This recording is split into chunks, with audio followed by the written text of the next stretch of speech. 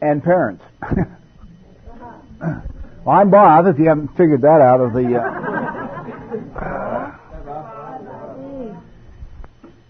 It's been said for people in recovery that to get into a relationship is like putting fertilizer on your character defects.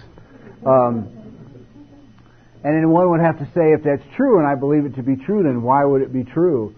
And for me, my problems in relationships, which have been numerous, I actually had less problems with relationships when I was dealing drugs than I did sober.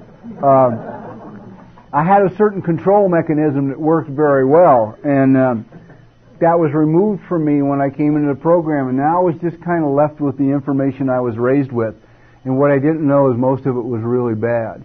And I had no concept of what a relationship was between two people, how it worked. I had no idea how two people talked to each other. I really had no idea it was okay to talk to your partner. I was raised by parents who lived in silence. They did not speak to each other.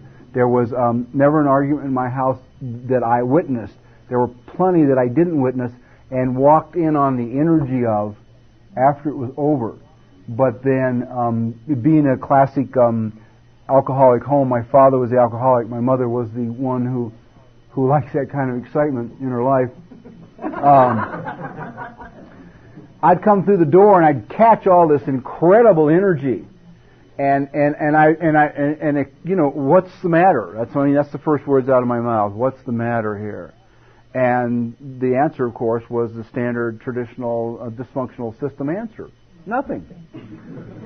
Nothing's the matter here. Which leaves me with one conclusion, and that conclusion is that there's something wrong with me. Because if Mom says it's okay, and Dad says it's okay, and I think there's something wrong, then the wrong is here. The wrong is internal. The wrong is in me. And carrying that out in the world in relationships is just like dragging a boulder behind you. You know, if I don't trust my perception, and I don't trust my intuitive process, then I'm just dead meat in a relationship.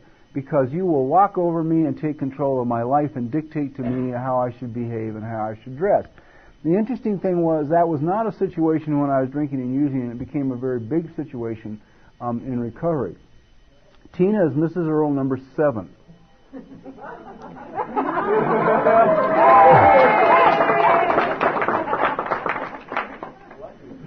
This is why I feel highly qualified to do a relationship workout.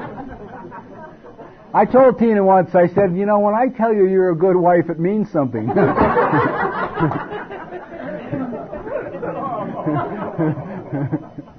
Not just some idle observation made by someone with no experience.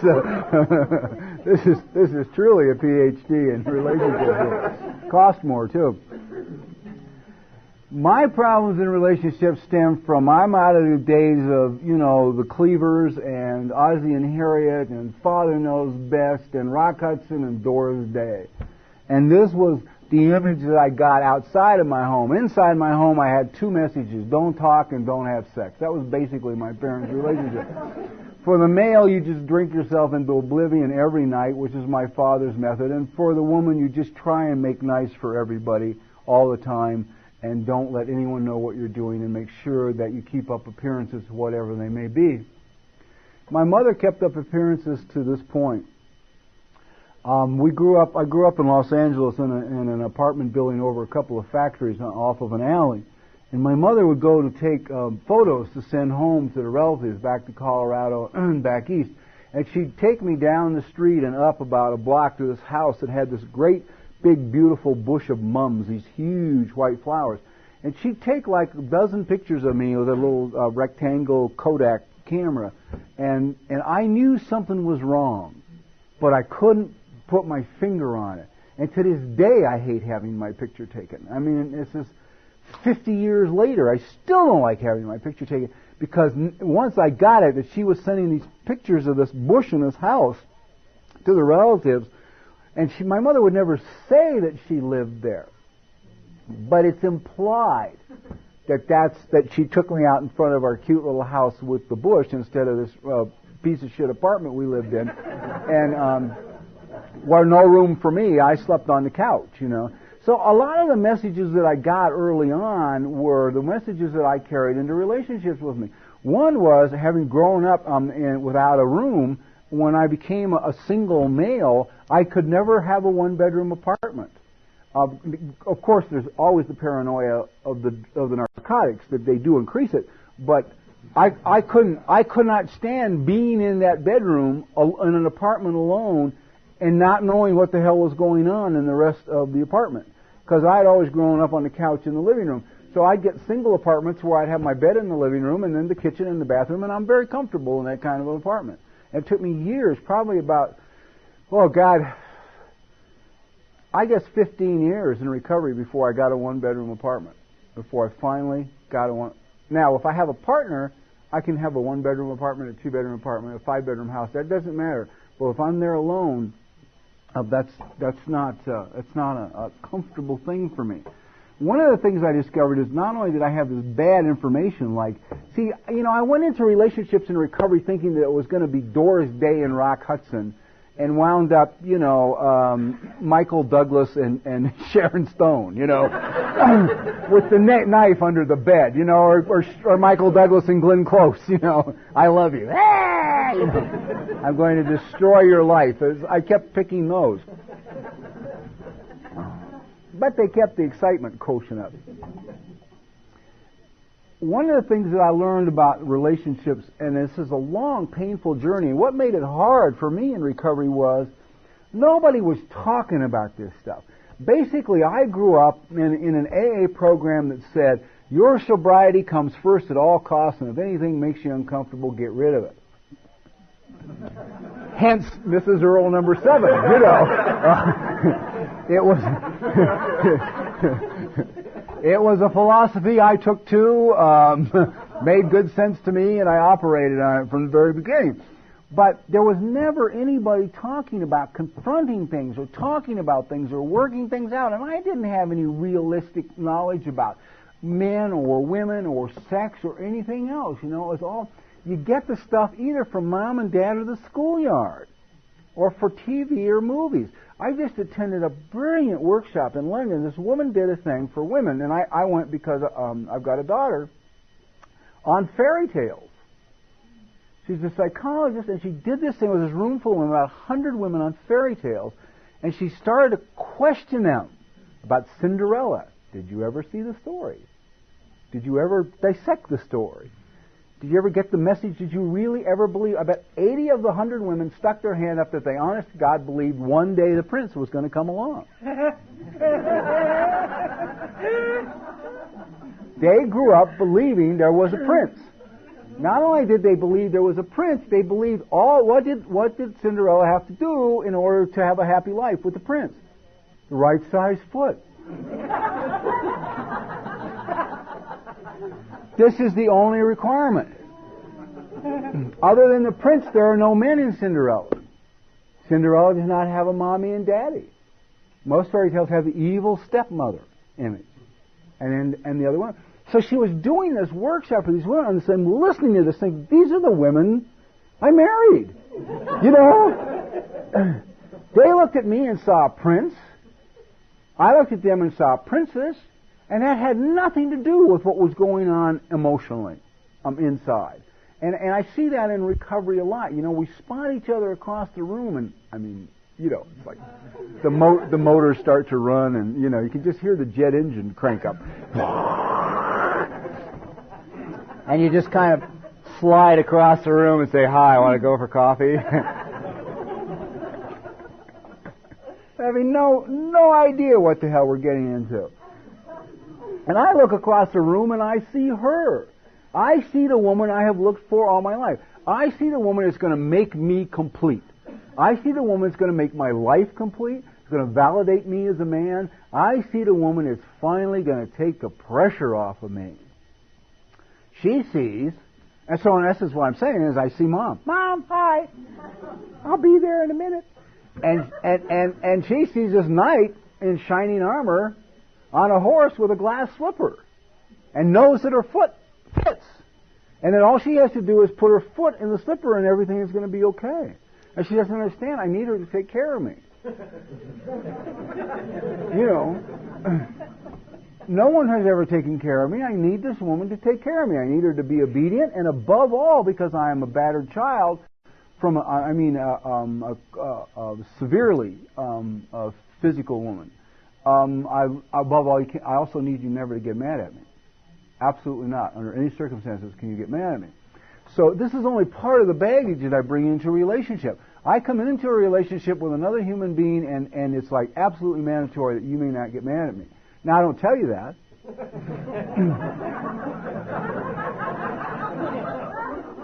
Okay? I don't have any communication skills. I'm not going to tell you that, because I might tell you that, you might get mad. Okay? So if you're worried about making your partner mad, like I was worried about making my partner mad, it really limits your conversation to bullshit. You know, the weather and Snoopy cartoon strips and whatever else, but it's never got anything to do with what's really going on. Because I am absolutely terrified of an overtly angry woman. Now, I bring that into a relationship. I don't tell you about it. I don't talk about it. I just bring it in the door with me. And I also bring in the door a pathology that goes with that borders almost on madness.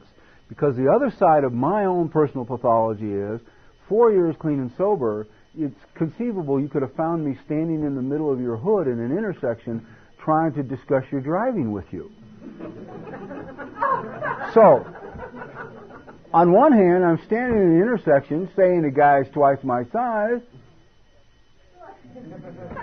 don't talk to me. Let's just fucking do it, right? And yet if a woman had got out of the car, I had been down the street, backing up, apologizing, begging forgiveness, you know, whatever. And so I come into a relationship with a woman and I've got this madness in my mind. I mean, this is what goes on in recovery and relationships. We bring all this baggage in. I was sexually molested, not just, you know, some inappropriate fondling in the tub by my mother. It leaves serious consequences. But I don't know what they are because no one talked to me about it. It was never acknowledged that anything was wrong in my house. When I reacted like, ooh, that's not good, I was just told to shut up, you know, I'm going to get murdered for it. So I enter into relationships. I'm beginning in recovery. I love to slide up next to sexually aggressive women. But hi. I can tell you just are wonderful. Let's go. And we would run off down the road and be together for a while, a week, 2 weeks, a month, whatever it would be. And then at one point, we would be laying somewhere quietly, side by side, nothing going on, and they would do exactly what the hell I had picked them to do. I had picked them to be sexually aggressive, and they would be sexually aggressive. They would reach over and begin to fondle. The minute this woman touched me, inside, I would go into a rage bordering on homicidal. I wanted to smash her bones. Now, I don't do this, and I don't react to this, and I don't say anything, and I lay there, and I slip off into fantasy so I can manage to come up with an erection to perform for this woman, and we get it over and we get it done with, but I think she should die. Now, I'm left sober trying to figure all this crap out, right? You know, saying, well, where you go to your sponsor with this? Not one of the days when I was sober. They were having the same goddamn problems, you know. So they didn't want it drawn, you know, anybody bringing it to their attention.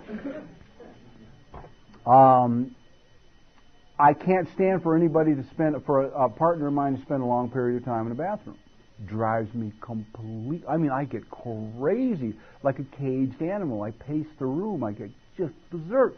I could never figure this out until I finally plugged into some of the inappropriate stuff that went on in the bathroom with my mom. And then I remember I think it was Lori. I bought an incredibly expensive antique makeup table just to get her the hell out of the bathroom in the bedroom, so she'd stop spending so much time. And I'm like nuts with this stuff. And this basically is the undercurrent that was going on all of my recovery and relationships. And not only that, I had at that time no skills for grieving. None. I've now come to really get it that the end of anything is the tears. That's the end. And that grieving is a very healthy, natural, necessary healing process. In order to say goodbye to the old so I can say hello to the new, I must be able to grieve the loss of whatever it is. Residence, job, parents, child, it doesn't matter. Lover, wife, I must be able to say goodbye. I must be able to say goodbye. I didn't have that skill. And an interesting dynamic, it seems, exists. If you cannot say goodbye to your past partners, they're with you forever. So, I was just kind of bringing all these women with me through life. So I would show up at your apartment for a date, and I'd knock on the door, and you open the door, and I've got 13 women standing in the hallway behind me, you know. I mean, it would have been more honest if I said, I hope you have a very large bed, darling, because there's a lot of people coming along. Because I haven't been able to say goodbye to any of them. And I don't know how. I don't have that skill. My family didn't have that skill. I swear to God, I came from a family in which no one died. I have uncles that have been on trips for 80 years. They've been gone. But no one died in my family. No one acknowledged death. Nobody talked about death. Death just didn't exist. So grieving is not a skill I have. Crying and saying goodbye is not a skill that belongs to me. It's not a skill I bring into a relationship. Well, when you bring all these other people with you, they're always there talking, criticizing. There are all those memories. And I was so unskilled in the area of love and emotions. You see, if I can't grieve, then I don't want you to grieve because I don't understand your grieving. So I'd be in a relationship with a woman, and she'd have a moment where she would have some memories over the past relationship that had gone, and some sadness over the fact that it was over. Because no matter how terrible a relationship was, there's pretty good odds there were moments that were good. And it's those moments that need to be grieved and cried over and said goodbye to. And so I would be with someone and they would hit this moment of grieving.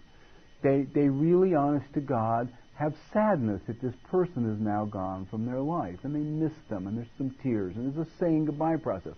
I was never able to allow a woman in a relationship with me to grieve the loss of an old lover. I don't have the skill, I don't understand the skill, and it becomes a threat to me. I believe if you have feelings still for that person behind me, you can't possibly have feelings for me. Because, see, I'm so locked down in the feeling department, I don't have these skills, so I don't know that I can have feelings for someone gone, and I can cry tears for them, and still just love you completely, and beyond any comprehension, really, the amount of love that I can have. So, I'm in relationships. I don't want to make women mad. I'm carrying the sexual baggage from my mother. I have brought 13, 14, 15 other women with me into the relationship because I haven't been able to say goodbye to them. I cannot allow you to grieve or say goodbye to any of your old lovers. And other than this, it's pretty okay around the house. You know what I mean? It's not...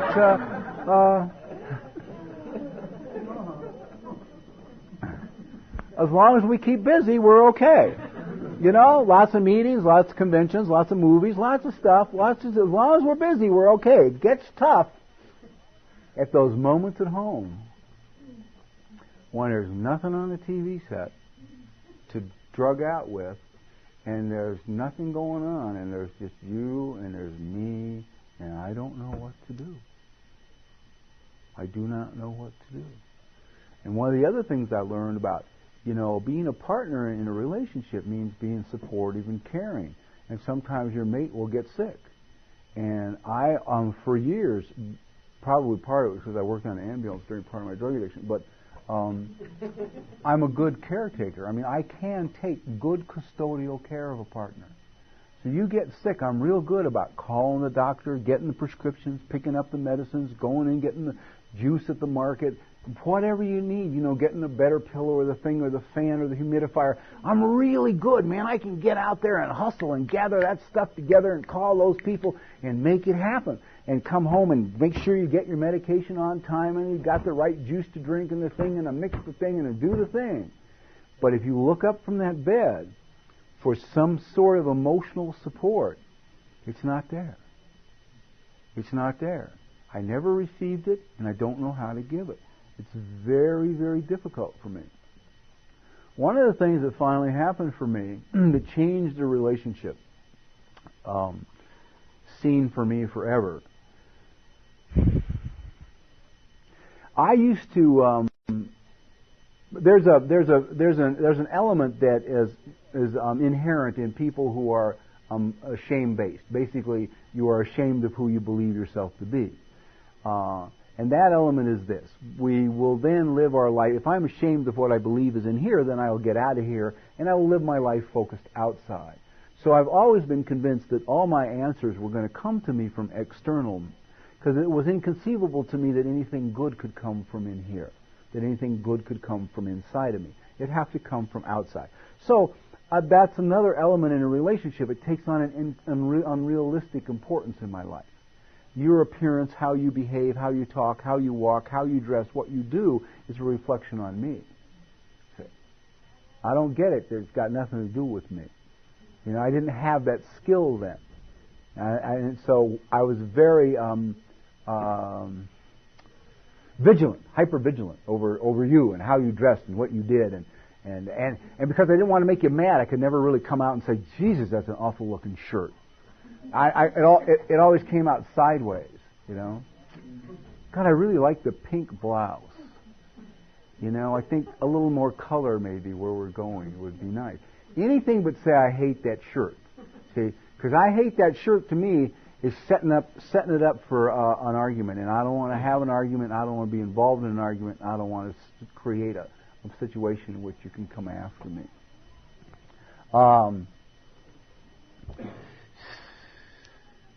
What else? Basically, the relationship area changed for me. I was going to say when Taylor died, but I don't think so. Oh, I know what I was at. The point I was trying to make was this. Over the years, I mean, every wife was not identical. They are as different externally as night and day. They are as different externally as night and day.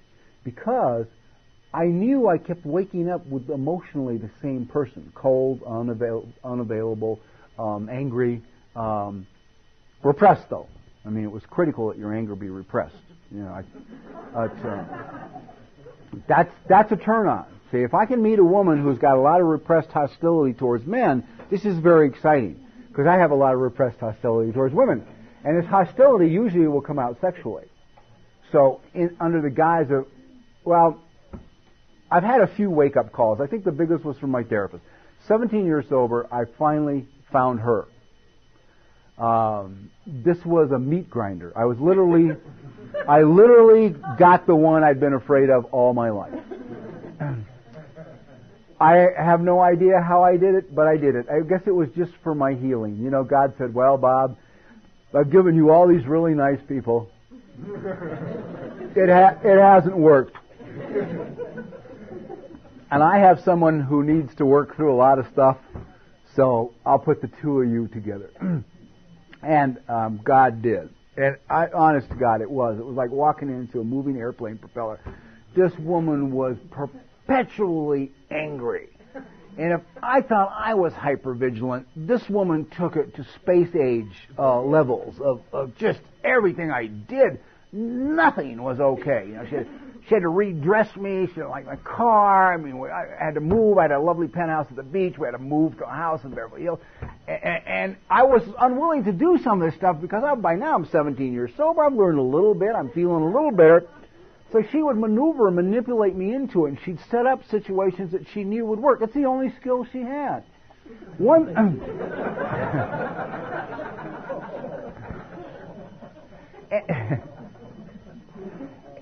And one thing I absolutely abhor more than anything else in the world is public scenes. I'm an old dope fiend dealer out of the 50s. I like shadows and dark and quiet. You know?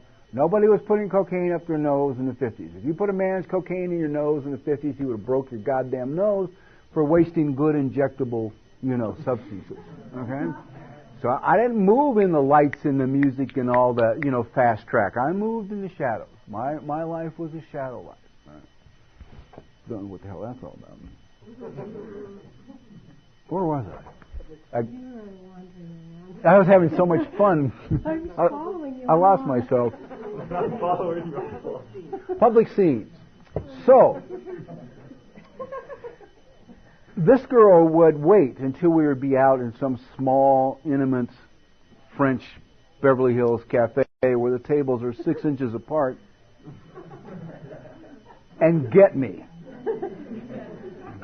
So I had, I think, my favorite was I had a 77 Cadillac Seville, which I really loved, but it was 3 years old, and I was going to get rid of it. And I wanted a Corvette, you know, because by now my adolescence is coming alive inside of me and wants a Corvette. And so I figured, you can have a Corvette. I'll get you a Corvette. And I say to my live-in lover, she who had a piece of shit Datsun, I'll give you the Cadillac, you know.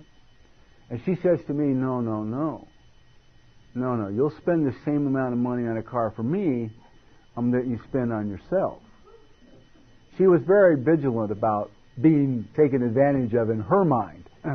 My just breathing was actually taking air out of her space.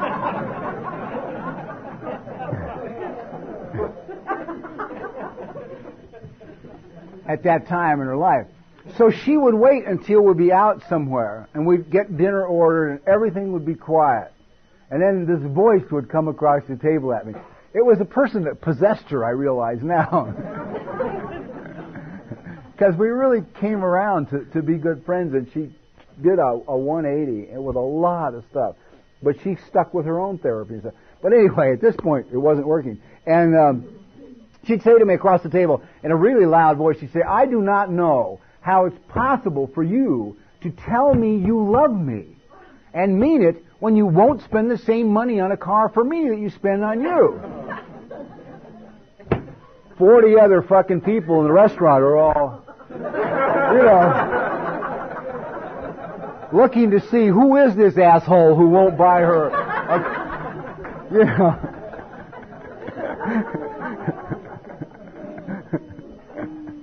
She got the goddamn Mercedes, which was what she wanted in the first place. She eventually wound up paying it off herself, which I thought was great. She came to me long after we were separated, and she said, it's time for me to pay for my own things, and I'm a big girl, even though a cohabitation agreement had said I would pay off the car. She said, I need to do this for my own recovery. And you know, we had a beautiful talk together. But anyway, in this relationship, it was just destroying me.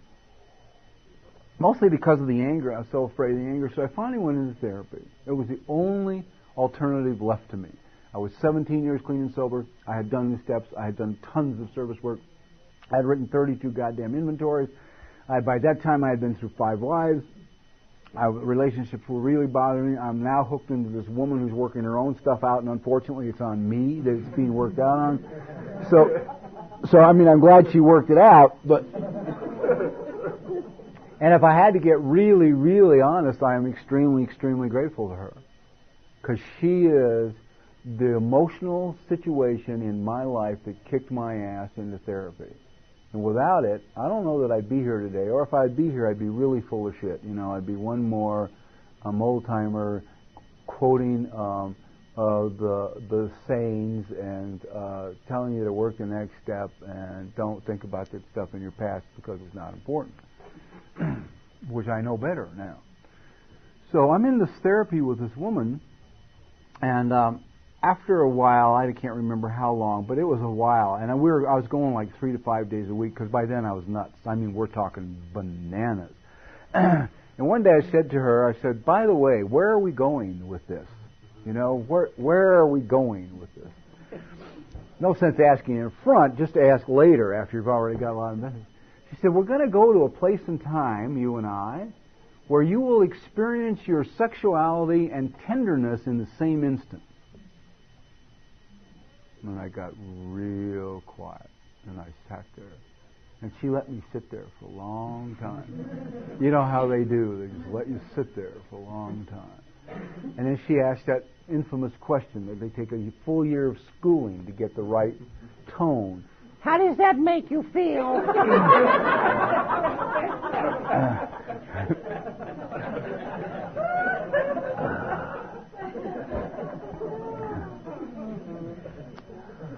And I looked there and I said, well, the first thought that came to mind is that I may never get another erection again as long as I live.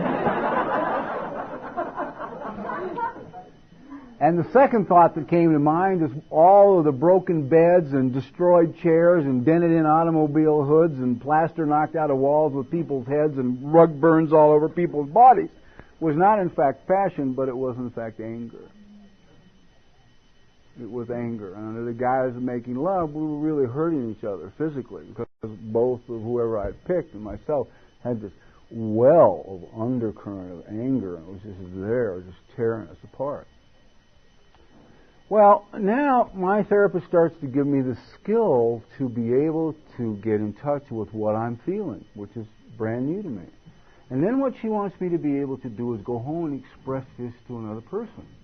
I like this idea. This in a relationship starts to make sense.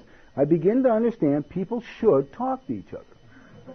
I mean, I'm getting it now because I'm talking to this woman. I'm talking to this woman in her office day in, day out, hour after hour, and good things are happening. I'm starting to feel better. I'm starting to get okay with the fact that I'm not okay. I'm starting to understand I don't have to spend my life pretending like I'm all right. I can let you see some sides of me that say that I'm not okay. So if I go home one day and I say to this girl, look, I want you to know that you walk around this house all day long with this angry expression on your face, and it scares me. It makes me afraid. This felt good. Communication. You're doing this. This is how it makes me feel. All right. I like it. But then she turns around and says, listen, if you woke up every morning next to a cold, distant, emotionally unavailable male, you'd walk around with an angry face all day too. Well, I didn't really want to hear that shit. It seems unfair, you know. It seems like you should get a year in which they cannot answer, you know.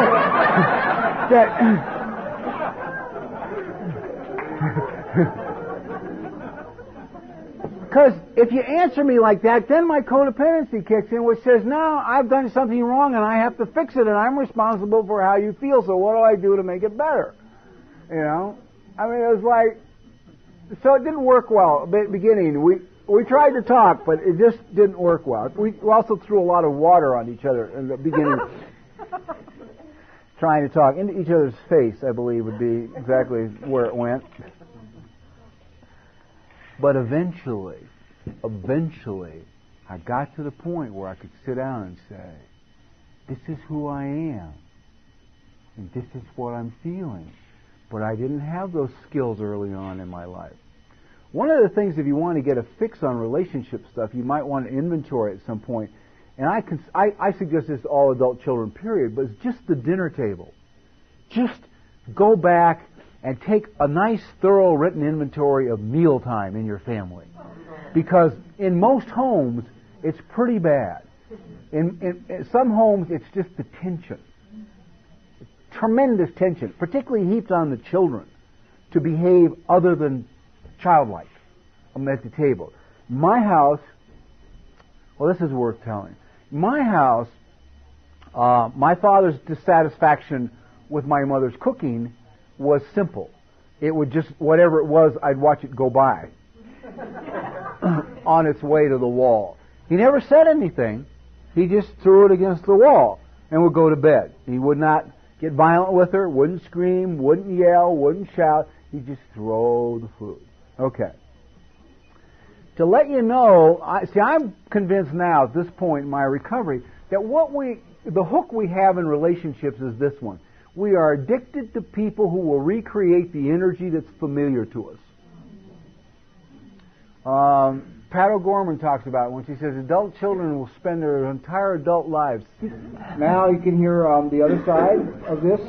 Pain. I will be pulled to you if you will recreate for me the energy of my childhood. Well, that means basically what I'm saying is I'm going to find women who somehow, at some level, still are my mom. That's disgusting. I've always found that disgusting. Even though it's true, I find it disgusting. My mother was a bad cook, by the way, really an awful cook. So my father had a lot of ammunition for... but I didn't know this. See, I'm a kid growing up in this house. I don't know this because I don't eat out until I'm 15 years old. I think I was 14 years old. I eat out and I get it. But my mother's a shit cook because, I had some meatloaf in a coffee shop in Los Angeles, and it was great. It was, I couldn't, but my mother would take an eggplant and slice it. Take a slice, put Crisco in a skillet, throw the slice of eggplant in the skillet and fry it, and serve it. Forget seasoning, salt, pepper, just Crisco and eggplant. Needless to say, I didn't eat eggplant for a lot of years. And unfortunately for me, I grew up in a house where the rule was this: this is dinner, eat it. But if you don't want to eat it, you don't have to. However, it will be there at breakfast. And if you don't eat it at breakfast, it will be there at lunch. And if you don't eat it at lunch, it will be there at dinner tomorrow night. But before you eat again, you will eat this. So no matter how terrible it was, what my mother fixed, it was edible to me. One of her dishes that she loved was a tuna fish and lima bean casserole.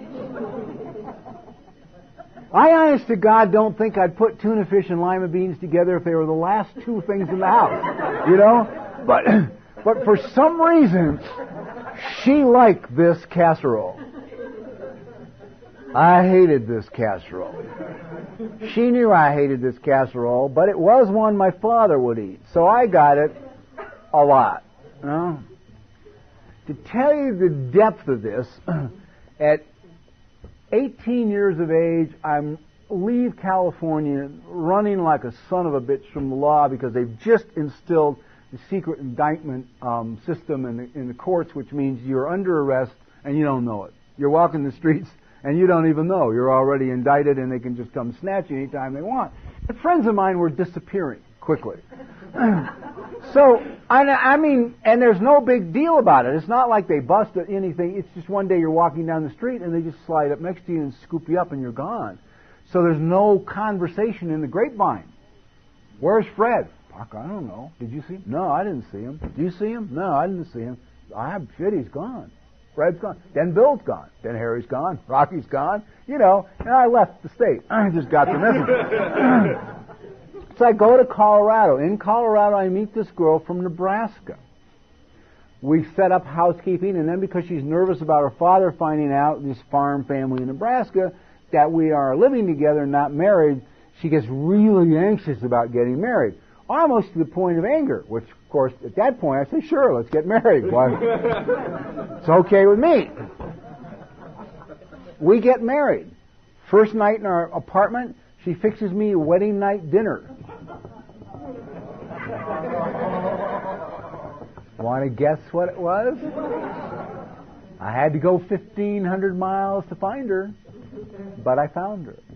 She prepared tuna fish and lima bean casserole. But now I have a skill. I know what to do with it. I don't have to eat it, and I don't have to talk to her. I just pick it up and plaster the wall with it. This is her introduction to her new husband. That and the feds were at the door 15 minutes later wanting to have a conversation. So here's this farm girl from Nebraska tied into me, and she was thrilled. It gave her life the excitement that she wanted, How could it have been handled differently? Well, if I'd had some skills and known what was going on, the minute she put this tuna fish casserole down in front of me, see, my favorite definition of intimacy is me being me and letting you see me. That's it. That's all intimacy really is. Me being me and letting you see me. It doesn't even require that you participate. There's tens of thousands of people running around looking for someone to be intimate with. Just be intimate with who you're with and you'll get a real quick fix on what you got going. Let them see who you really are and see what kind of reaction you get. So if I'd had these skills when this woman placed this casserole in front of me, I could have said, whoa, we need to talk for a minute. There's a small problem here. I hate tuna fish and lima bean casseroles. And my mother knew I hated tuna fish and lima bean casseroles, but she prepared them for me anyway. And now that you've prepared this, you see, I really believe that my mother was incapable of loving me. It was not something she could do. And so I believe that's what allowed her and enabled her to prepare for me, her child, this dish that she knew I hated. And so when you fix me this dish, my immediate reaction to this dish is that you don't love me. And that scares me. What's the hell of a lot different than picking it up and throwing it against the wall? See? But I didn't have that skill.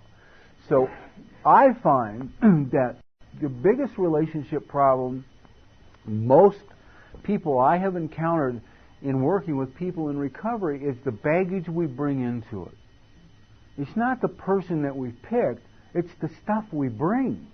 You know, the person we pick is compatible to work out whatever the hell it is we need to work out. If we're lucky, we'll both keep working stuff out and we'll go on down the road together. If we aren't, we won't. There's a big tendency in people in recovery to suffer a lot of emotional pain in relationships based on either trying to drag people into their life before it's time for them to come or trying to keep them in when it's time for them to get out. You know, that we can't let that process take place. To assume that we should be able to walk in, most of us, with the history that we have, to assume that we should be able to walk into a relationship and have it be the Cleavers or Ozzie and Harriet or whoever, you know, Doris Day and Rock Hudson, is complete insanity. Complete, absolute insanity. I don't have the skills. I've got tons of baggage. I'm bringing wounds with me that have not yet been acknowledged or felt or dealt with or healed. I got more stuff than any 5 people should carry, and you are conveniently going to be my target. I don't want it this way. I don't plan it this way. I don't. When I look at a beautiful woman across the room in those days and I saw her, I mean, I didn't see a bullseye on her chest. You know, it wasn't like, oh boy, let's get this one. It was a princess. It was a princess. It was somebody who was going to make me okay. And one of the first skills I think that a person needs in a relationship is the ability to trust your intuition. One of the things that I love about the adult-child recovery process is that our intuition is still perfect. My intuition is as good as the day God dropped me on the planet, when it was absolute perfect. When my radar was perfect and everything was perfect. It's still that good. My problem is not how good it is. My problem is that I don't listen to it. Because I was taught very early on as a child that what I felt was not valid. I mean, it can be down to stuff as simple as a parent spinning on you and saying, "You don't have to go to the bathroom." And you sit there and go, "Oh, okay. If that's not it, what is it?" But it's that you don't. I mean, my God, in 6 trips down the aisle, do you not think on more than one occasion a little voice inside of me said, "Bob, this is not a good idea, what you're about to do"? Of course it did. Did I listen? No. Because I say to the little voice, "Shut up. You don't get it. This is a beautiful woman. I'm incomplete without a woman. Now, and as soon as I marry her, we're together, I'm okay. You get it? So shut up." And I'd walk up quietly and say I do and take the next wife on. And begin the same process all over again. And it would end the same way every time. I'd begin to become afraid of your anger, and I had 2 skills given to me by my father to get rid of you. I would shut you off sexually and stop talking to you. And you got a choice at some point. Kill yourself or leave. And all the women I was dating and married to were in recovery. So they had sponsors that pointed out to them, it is not worth killing yourself over him. And they would leave, which is what I wanted them to do in the first place. Go away because I'm done. I'm out of skills. I can't take this relationship 1 inch further because I don't know what to do. For Tina and I, in the beginning, as we were moving, and we've been married 7 years now, it's absolute earth-shattering record for me. About 18 months to 2 years was the max, anywhere in there. So, we constantly found ourselves nervous, afraid, and uncomfortable. And the reason we kept finding ourselves in that position is we kept moving the relationship into areas that we had not experienced before. And we began to understand that for us to be comfortable was dangerous, was really dangerous. Because if I'm real comfortable, it means I'm into old stuff. I'm into the stuff I know how to say, what to do. I know the dance. If I'm doing the comfortable dance, we are in trouble. If I'm a little not sure where to put my feet, and I got to say, you know what, Teen, God, I'm not sure what to do about this. And she can say, I'm not either, and we can figure it out together. Things we had to do, we had to make ground rules for ourselves so we could talk to each other. Both her parents were alcoholics, and ragers, yellers, screamers. I'm terrified I was beaten as a child, so we had to make a deal. The deal is this: neither one of us will ever, under any circumstances, leave the other one while angry. Well, what does that give me? It gives me freedom to make her mad. I can come up to her and say things to her that I know are going to make her mad. Wow. Can you imagine what a freedom that is for me? I mean, to be such a prisoner for so many years of being terrified of the overt anger of women, to finally be able to sit down and say something to a woman that I know before I even say it's going to piss her off, and then be able to sit there and stay there and work through it and talk through it, as awful as it is and as uncomfortable as it is, as much as I'd like to get under the chair, as much as I would like to die. Often when we have to have these kind of discussions, we go for a walk. We find it's just real good to get out away from all our stuff, and be out and walk and then just talk. And we also have no rules when we need to have these talks. We're going to vomit it out now and clean it up later. So it's not so much when you do this I feel, it's, God damn it, what the fuck are you doing with this? And then once we get that out, we come back and clean it up and own our stuff. And because we're just not, I haven't been doing that when I feel for 58 years. I've been locked down for, most of it. So it's a skill I'm getting, but it doesn't come naturally, Homicide becomes first. It's the first thing that appears is, where's the goddamn gun, and we can discuss this. The other side of it that I see, which we're blessed because we have a little girl who's 6 3/4. It's important to her. 6 3/4, critical stuff. Is I get to see how a child communicates that's raised with communication. I get to see how a child loves that's loved. I get to see the power in a child who's given the space to have her power. And then I get what happened to me. And I understand why the road has been so long and so hard and so difficult, but it is doable. You see, that's the thing that's doable about it.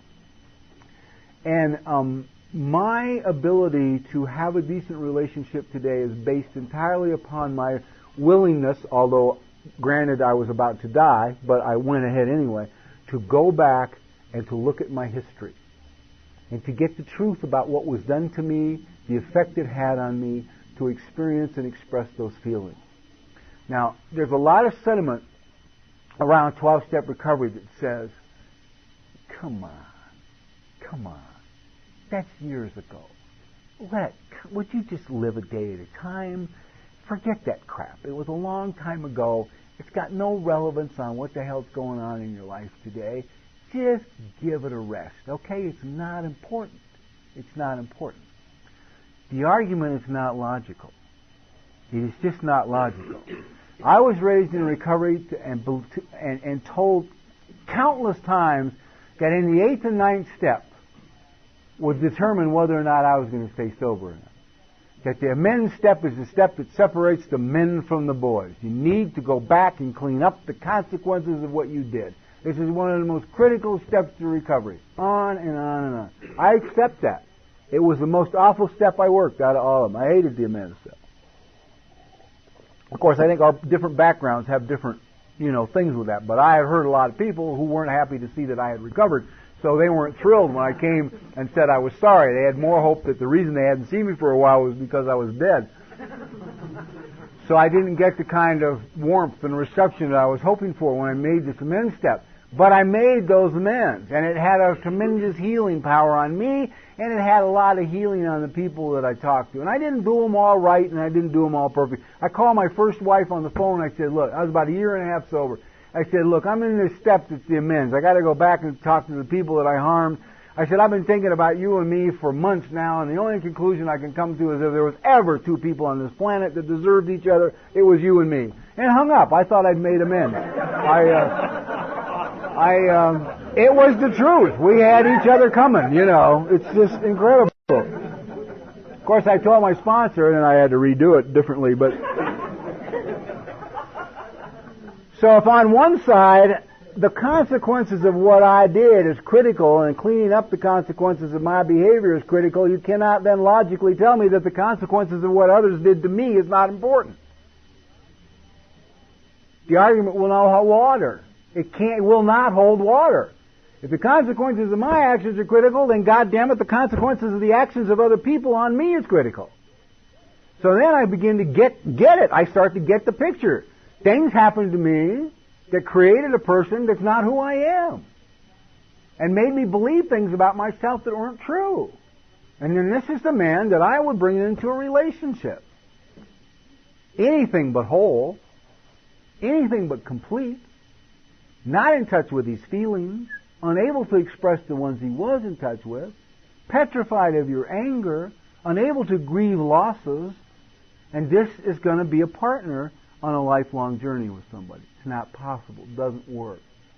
So for most of us who came out of systems that weren't nurturing and loving and encouraging and supportive, when we walk up and say hi to a potential partner or lover, we have one of these airline baggage carts tied to our belt full of baggage that we're going to unload into this relationship.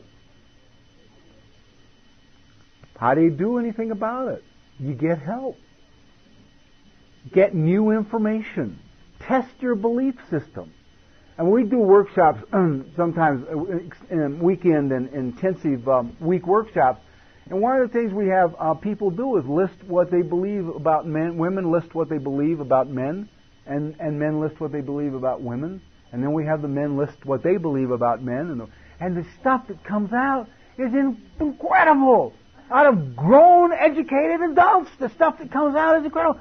But we got filled with shit as children. One of the biggies out of my generation was sex is dirty, save it for the one you love.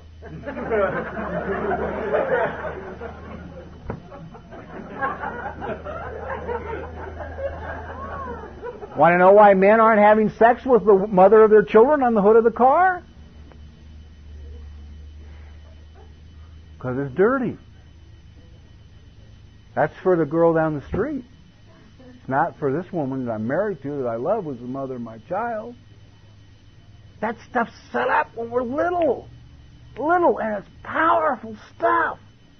It's incredibly powerful stuff. And we get into all this crap. And guys, we got the whole goddamn thing with penis size. At least I came up in a generation where there were no, full color porno flicks. It was always just sort of, you had to work out what was really big and what wasn't big, and then along came Deep Throat, and we were all fucked, there it was. On the screen. Well, how do you stack up to this, Bob?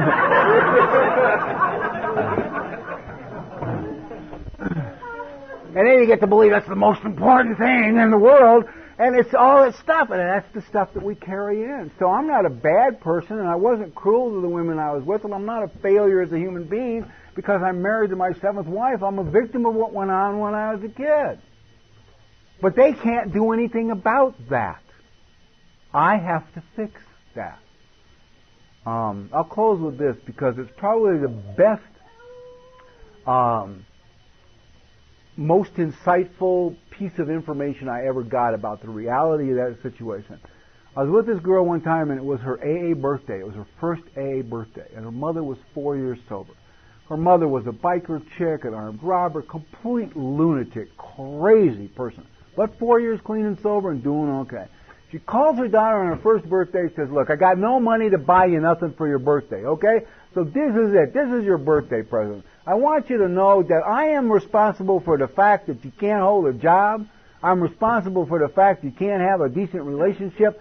I'm responsible for the fact that you think you're a piece of shit and you dress terrible and you don't take care of yourself. I'm responsible for the fact that you chew up the inside of your mouth. I'm responsible for the fact that you don't know how to love another human being. I want you to get it that I, your mother, am responsible for those things in your life.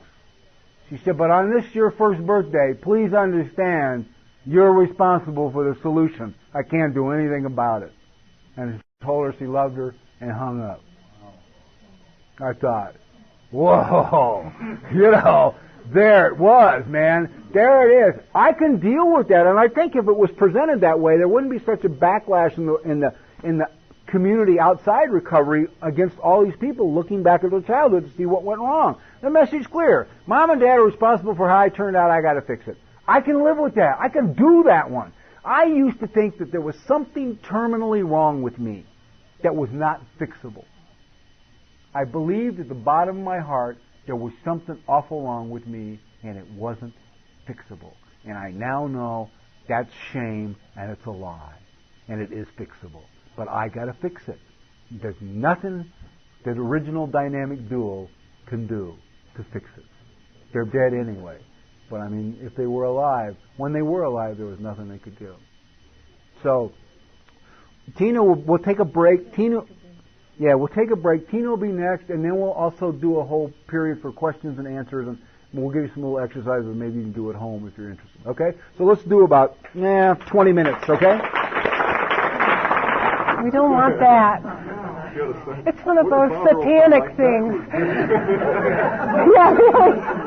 Satan. Your wife. Killing their wife. He sounds like Satan, that hurts. And what does Bob spell backwards? Bob. Oh, okay. So I'm Tina. I'm Tina Lamarck. Are you hooked up? All right. I intuitively decided she must be ready. Women do that. It doesn't work with men a lot of times. I want to start out by saying that our marriage is probably based on the fact that I do not like lima beans either. And will never even put them in a soup. Is there anybody here who likes lima beans? Now, it's an interesting thing. It's a statistical thing. They should ask that when the Census Bureau goes around. Do you like lima beans? And also, I was thinking when Bob was talking, we started doing relationship workshops in this very impromptu manner. We were going to Virginia to do a workshop on something else altogether. On the plane, Bob said, "Honey, the title of the workshop is Relationships." So we started fighting then. I am not one of the covertly angry women. And on the plane, or after that workshop, on the way home, we began to talk about what would be a real list about relationships, like why you get in them. And I happened to run into this paper we just recently moved. I ran into it. It had 2 things on it. One was to have somebody to blame. Do you do that? If you're with somebody and you've been with somebody for a while, it's probably very fresh in your mind, maybe even this morning or this afternoon or 5 minutes ago, where the heel on your shoe falls off and you think, "Where's that son of a bitch?" I told him to carry them better when we were moving. There's a thing that goes on that's kind of destructive towards relationships. And the other thing we had on there, this is all we could come up with, was that you could have somebody to scratch that part of your back that you can't reach. So I'm glad we recorded that for posterity, but I kept it. I knew it was a family treasure. I put it in our daughter's baby book, along with some of these tape sets. Anyway, I was this is always a subject that is pretty weird. I mean, everybody I know in 12-step recovery is simply desperate to find out anything about relationships. And I know that the first thing I wanted to know from my sponsor was if I would ever have one. Now, looking at the numbers, that was a foolish question, but I was afraid I would never have one, and I was really afraid that I would never be able to change enough that I could have one that would be healthy or happy. That was my great concern, because I was excellent at luring unsuspecting victims and hostages in, and I had no idea what to do with them after a while. And my sponsor said to me, you will get in a relationship. She said, don't come to me in your first year of recovery and tell me that you are in love with somebody, because you will be incapable of loving anybody until you can love yourself, and that takes a bit of doing and quite a bit of change. And I knew the truth of what she was saying.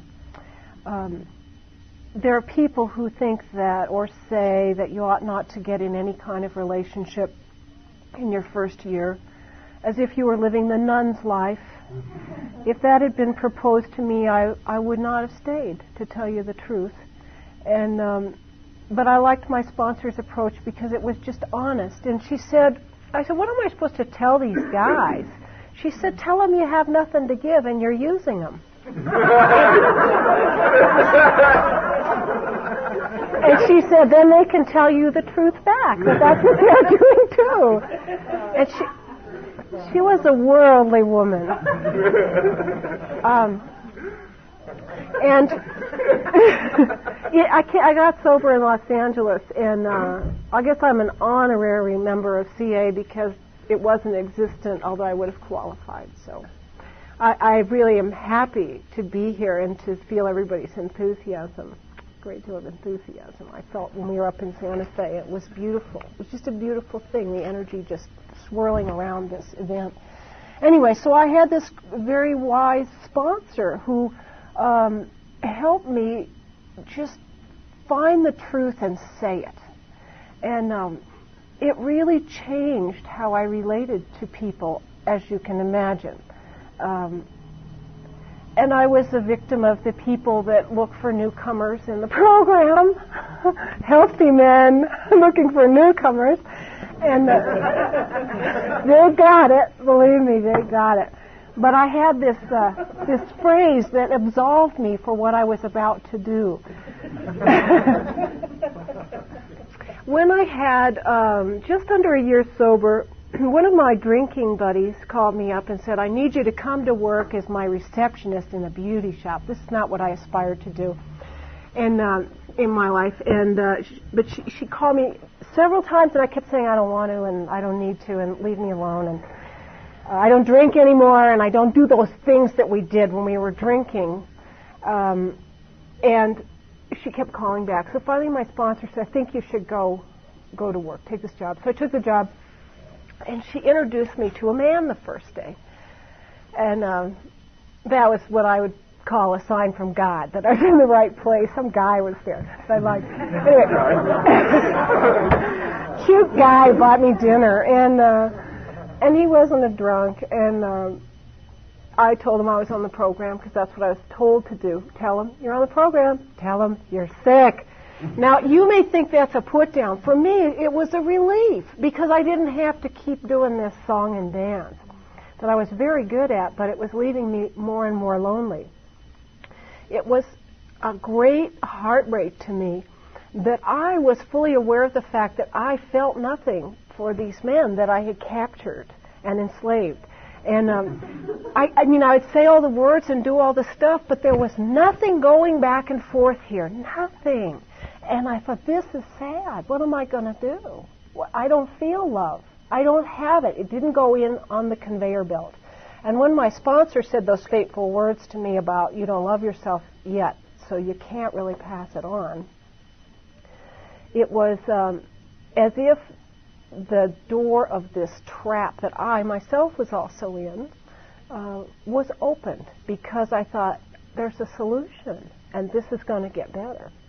And a lot of what kept me coming around was this hope to eventually be able to connect with a human being and love them. And I was told to start with the women in the program. You know, get with the women. She'd say, go to the women's meetings and just tell them who you are, no matter what faces they make. And they did. But they laughed a lot, too, which was good. And she said, when a guy asks you out, tell him you put your program first and do that. And this is stuff I had no idea. And what that translated into my mind was that I had never learned to place any value on myself at all. And the concept of putting my program first or trying to grow and change was completely foreign to me. I had never thought of such a revolutionary idea. And I thought, these women are teaching me the stuff you do and the stuff you say that eventually you change how you feel about yourself. And I knew that that had to change in a big way for me to survive and for me to even stay alive. I eventually ended up married to this man, and he was not on the program. And I experienced something kind of sad there. We had a lot of fun and a great relationship. And then, I used to say this thing. I don't know if you've ever heard this or said this thing. I'd say, you know, I don't do that stuff I used to do when I was drinking and using. And I believed that I didn't do stuff that was really destructive and cruel because I wasn't putting any more rocket fuel into me. And the day came when I did revert back to what I did, which is I found somebody else and left this guy just waving in the breeze, and we had been together for 7 years. And what really was at the bottom of this, besides a life history of destructive relationships and dead-end relationships, was that I was going to the program, I was going to Al-Anon, because my wise sponsor also said to me, honey, you're not going to learn how to have a relationship in AA. You're going to have to go to Al-Anon, because the people in AA are just like you. And NA, they don't know how to have a relationship either, and you're only going to hear a little snippet here and a snippet there from a few people. Go where people are talking about how to take these 12 steps and this program and work it in your home and work it in your relationships with other human beings. This was good for me that she said this, and I began to do it. And somewhere along the line, what happened is I learned to communicate with all the folks I know on the program. Like, you know, you get out of here and go to a coffee shop and go, you got to hear what's going on in there. But I couldn't do it with the person I was in a relationship with. And that was a sad thing, because eventually our paths went in two different directions. And I had accumulated a lot of anger and resentment, and I never learned to go and say, I hate you. I was afraid of them. And that left us in on two separate planets. And that relationship broke up. And at the end of the thing, this husband said to me, why didn't you force me to go to Al-Anon? Because he was blaming me, and he was right. But that wasn't the thing to blame me for. And he said, why didn't you force me? And I remember just saying, you can't. The bit is, I've been going up to Al-Anon for years, and I can't force you to go.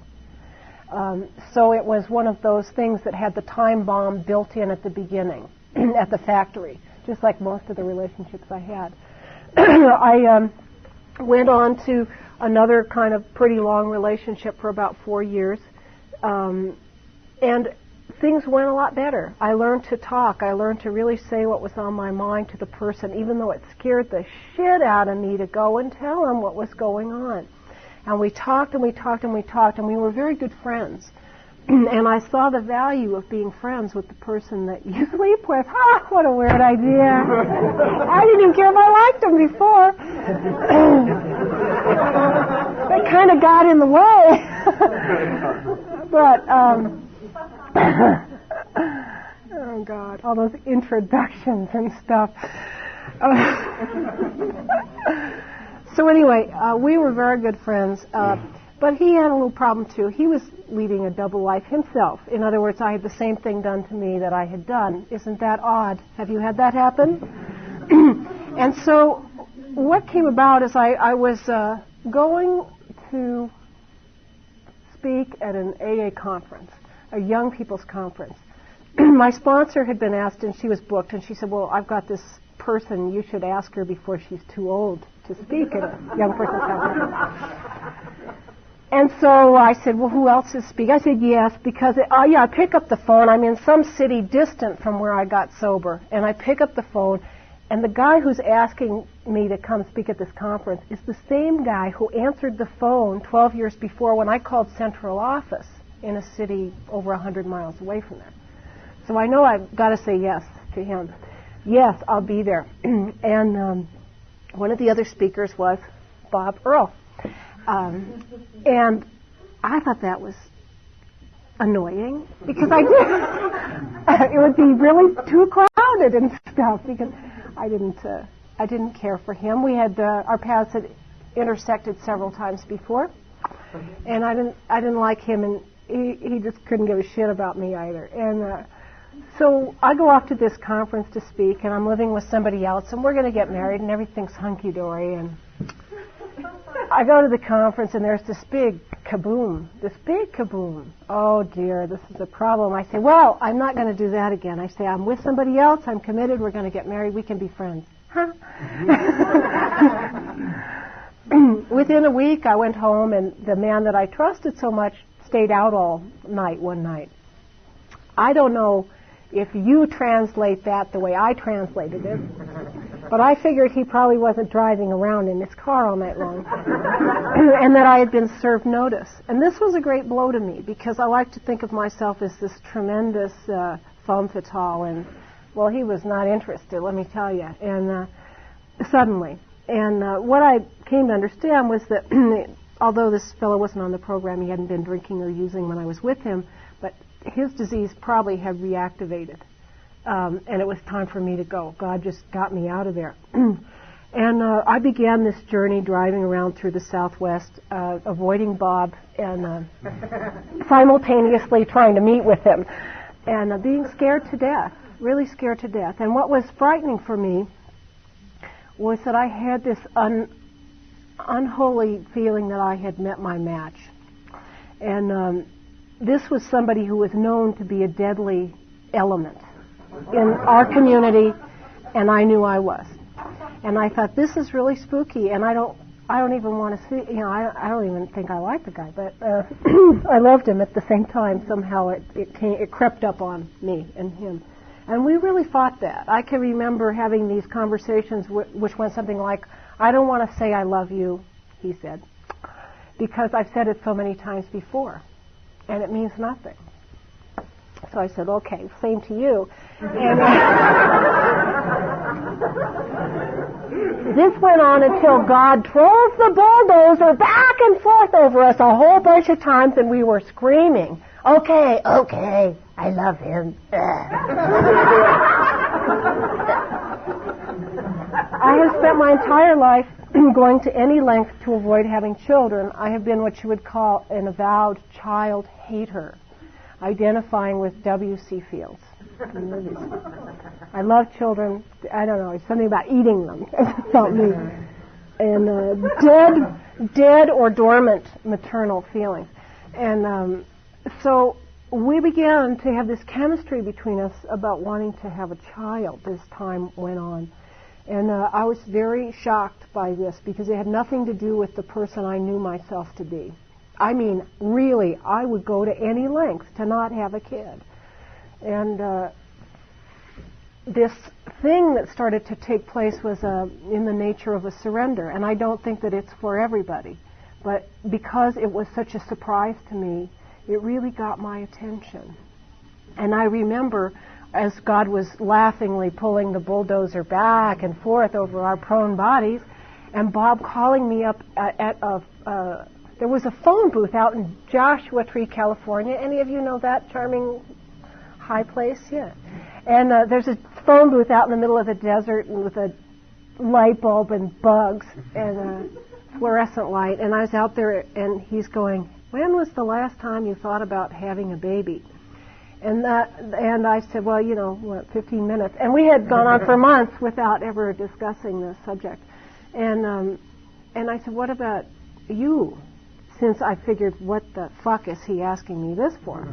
And he said, 5-10 minutes. And so we began this communication about what was happening to us. And I think you can only take the third step for so long, and then it starts to take you. And I was thinking over the last week, if there's only one thing that I say here today, it is this, that it is my experience that if we work the program and we stay clean and sober, that eventually God gets us with the person we're supposed to be with. Well, for some of us, it's a series of people. That's just kind of a realistic thing. And the people that I've known, it's taken a good long time. And I think, how long were you sober when we got together? Long time. About 23 years. 23 years. And that's not said to discourage you, but to give you a more realistic thing than what you might be measuring yourself against. And it took me, I was 12 years or something. And I don't discount the relationships that I was in before, because they were really fabulous, and I grew tremendously in them. I grew as far as I could because I had the tools of this program to do so. But when Bob was talking earlier about this thing with that we do about talking, I think that this is a wonderful thing that we happened upon, and we say we need to go for a walk and talk. And it means I'm just about ready to stab you, honey, while you're sleeping with an ice pick. And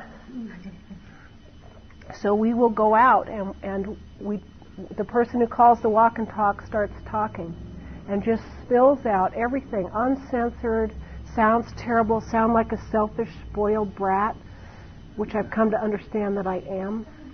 And I don't feel so embarrassed about it anymore because everybody in the room is.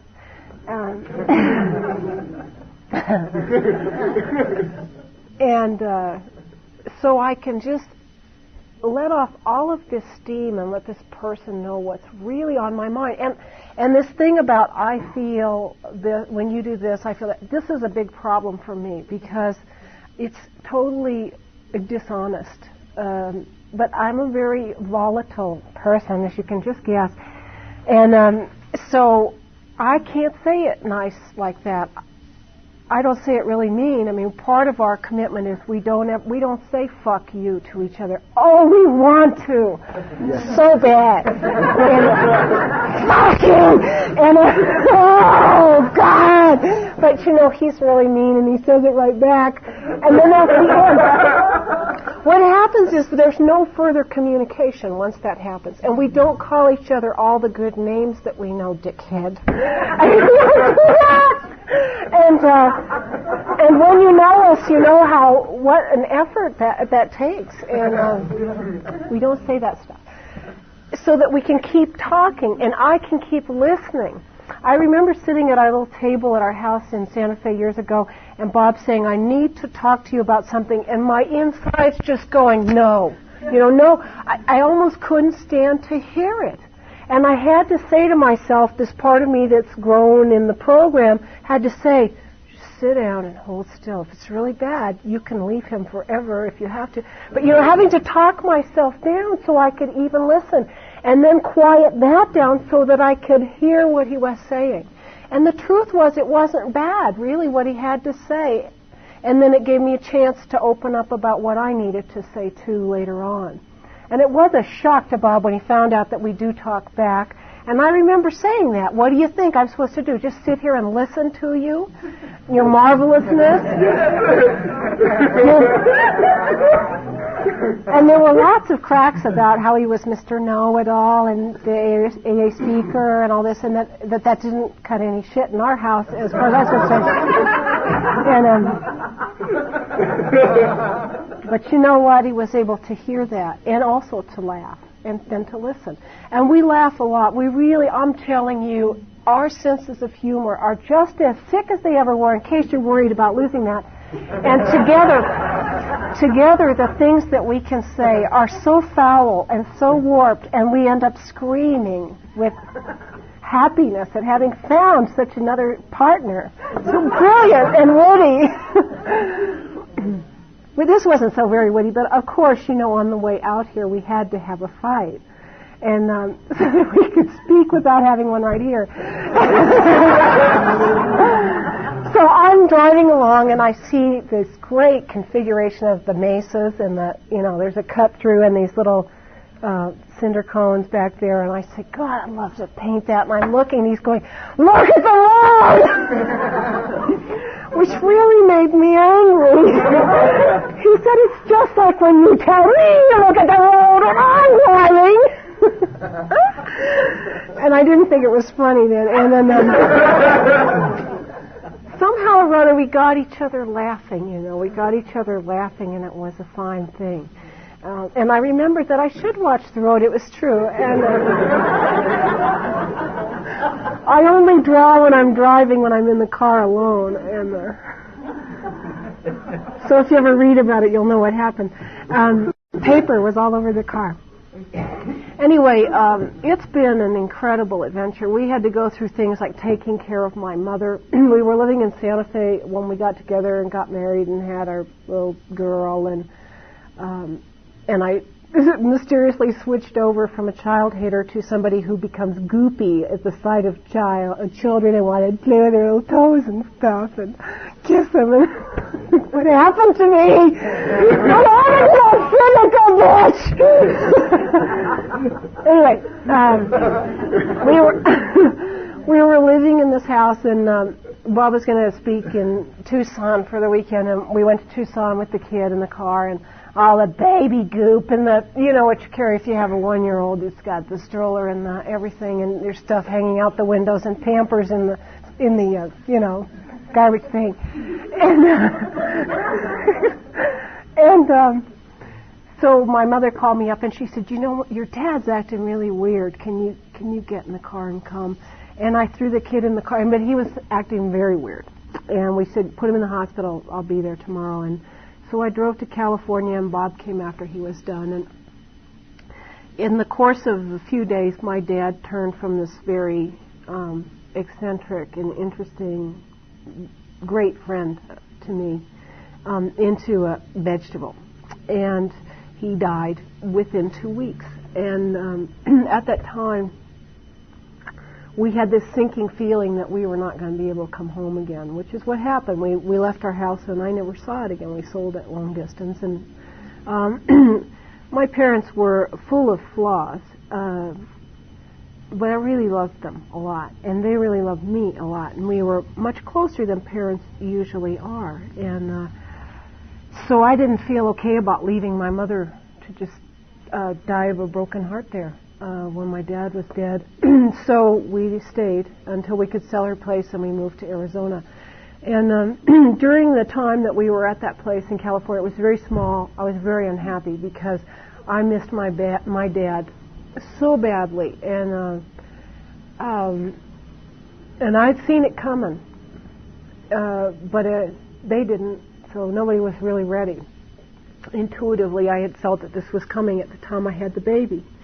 And that somehow nature, in nature's wisdom, had conspired to link me up to something that would really keep me rooted to this world. And so within the first few days that we were there, I want to tell you that when my parents and Bob met, they instantly hated each other. Now, you think he's a big hero, but let me tell you, my parents it was like cats and dogs that had never met, and I knew this, and it was not a good thing because I was going to stick around with him, and I knew that, and I wasn't going to give up my parents for a relationship because I've learned not to give up myself for a relationship anymore. And I remember sitting down with Bob and saying, look, I know you think they're terribly fucked up and they've ruined my life as alcoholics, but I've been in therapy for years, and there's something else there that's much bigger, and I love them a lot, and I'm going to want to see them. So anyway, this was like very difficult to make this all work, where I had to say to Bob, if you're going to be uncomfortable every time we go see him, and you're going to be sending out bad vibes the whole time, then you stay home and I'll go see him. And I remember the phone call with my dad, or actually he had left the house, but I called him up, and he was very frosty with me on the phone before he died when I first come to New Mexico. I mean, does anyone have a frosty parent in here, or a frosty somebody? Raise your hand. I mean, it's like, it's sadism cranked up to the maximum. it's like I don't even care about you. And when it comes from your parent, you know you've been given the big chill. And I got this on the phone. I got off the phone and I thought, pick the phone up again, and I dialed right back. And my dad had left the house, and it couldn't wait. And I said to my mother, if this continues, you will not hear from me any longer. This is what I need to do. I'm with this guy. I'm going to stay with this guy. I'm in New Mexico. And if you don't like it and you can't come to terms with it, then we're done. And that was not something I took lightly. It was like from the heart. It's like I have to say this just like I had to say it to Bob about my parents. Within the first few days that we were all living together, oh, geez, my mother and Bob got into a little tiff. And my mother is in full-on grieving for somebody she's been married for over 50 years. And you know my language, it's clear what it is right now. Speaking here today, I never say that stuff in front of my mom and dad. Never did. That was my choice. And it really upset them. And I'm sitting there listening to this conversation about finances go back and forth. And all of a sudden, before I can put a tennis racket in my husband's mouth, he turns around and says to my mother, "Fuck you!"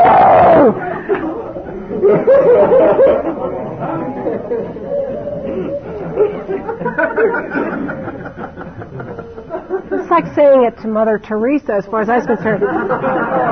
My mother was no saint, but it was a taboo between me and my parents that I didn't care to break. They didn't say that stuff to me, and I didn't say it to them. Bob did. And by then, fortunately, I'd been in Al-Anon many years. And I knew that I was not supposed to get in there and say, "He didn't say that." "You didn't mean that now, did you, honey? Tell Mommy you didn't mean that." It's complex being in a relationship with somebody who had such a negative experience with their own mother, too. There are some landmines in there, and he's been busy digging them out, but they're still here and there. Don't step on that one. And, he just told Mom to fuck off. Could have been symbolic, I hope. And so I went outside and I paced for about 20, 30 minutes, and it was killing me because I thought she's in the worst grief she's ever faced in her life. And after a while, when I sorted out all my shredded feelings, I went in and said, can you do something to bridge this gap here, Bob? Because he had a program and she didn't. And he did. I don't know how he did it. And she started crying about how she was really feeling bad. She just lost her husband, which what she needed to do, too. He did what he needed to do. She did what she needed to do so they could figure out how we were all going to live in this two-small house together. And therein began a great friendship, oddly enough. I mean, it was Bob who was there when my dad was dying. This man that had hated him, and it was a year and a half later, and he knew that he could trust him. And I'm convinced my dad knew I was linked up with somebody that was strong enough for me to be with. So he didn't have to be quite so nervous that I was going to be trading him in right away. He didn't like it, though. He didn't like that, giving up his hold on me, I think. And this is stuff on a very deep kind of psychic level. I don't mean to sound new agey, but it's a real thing. On a soul level, my relationship to my parents changed when I hooked up with Bob. We all knew it. And when it came time for my mother to die, it was Bob and me in bed with her at home. And I could let my mother come home and die. We took care of her for 2.5 years of hell and wonderful stuff. It was one of the greatest and most difficult things I will do in my lifetime was to take care of my mom.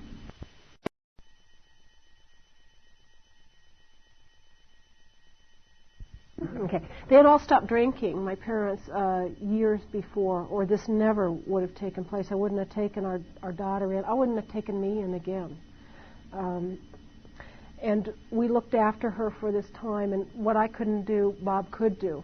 I remember conversations with him where he'd say, look, you know, your anger's getting out of hand.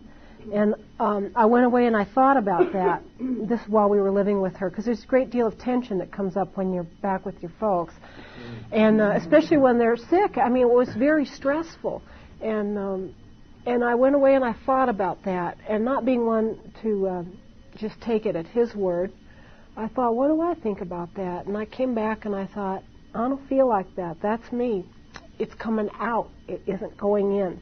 And he was concerned about the effects this would have on our little girl. Now, I wasn't calling her names or anything. I was just growling. I was like a Tasmanian devil in the kitchen, you know, yelling at the dog, get out, get out, get out. And I thought, what do you expect? This is a hard thing. This is a very hard thing. And I remember saying, I don't think that this is going to hurt our child because it's honest and it's coming out. And it's not aimed at her. It's pretty free-floating, and I know it's frightening, but I can't do this otherwise. And Bob was able to be very nice and kind with my mom. I had those moments too, but the tension was incredible.